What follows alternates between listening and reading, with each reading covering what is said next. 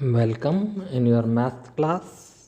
तो मैथ्स अब हम देखें तो उससे पहले अच्छा होगा हम पहले वो सारे फार्मूले लर्न करें। अगर वो फार्मूले लर्न नहीं है तो ये वीडियो ना देखें आप, ये वीडियो आपके लिए नहीं है अगर आपको फार्मूले लर्न नहीं है। हाँ, पहले फार्मूले लर्न कर लीजिए, उसके बाद बिल्कुल वेलकम, आइए देखिए फिर, है ना। बट पहले फार्मूलाज, ओके। हाँ, अब देखिए क्वेश्चंस को। तो अब हमारे पास इस एक्सरसाइज का फर्स्ट 13.1 का फर्स्ट क्वेश्चन आ रहा है, वो कुछ इस टाइप का है। 2 cubes each of volume 64 cubic centimetre और joint end to end, find the surface area of resultant cuboid. Hindi में अगर हम इसको कहें तो 64 घन सेंटीमीटर आयतन वाले दो घन को मिलकर बनने वाले घनाभ का संपूर्ण पृष्ठ ज्ञात करो।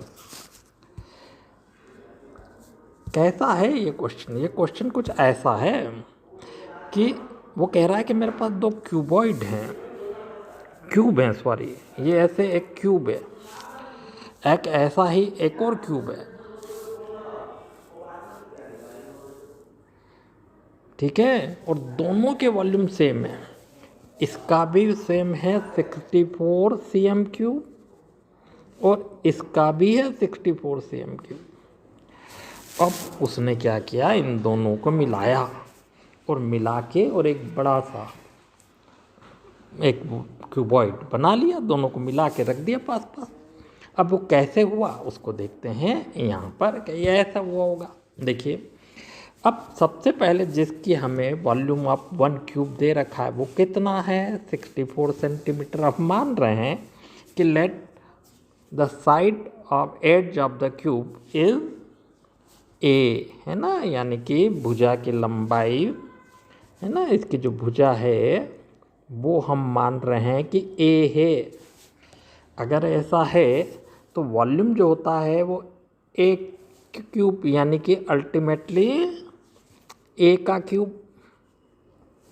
तो देखिए, a cube is equal to 64, तो बताइए when a cube is equal to 64, तो a cube is equal to हम इसे 4 का क्यूब लिख सकते हैं, तो it is a is equal to 4 हुआ, यानी हमारे पास आया a is equal to 4 centimetre. यानी हर क्यूब की जो एड्ज है, लेंथ है, वो 4 सेंटीमीटर है।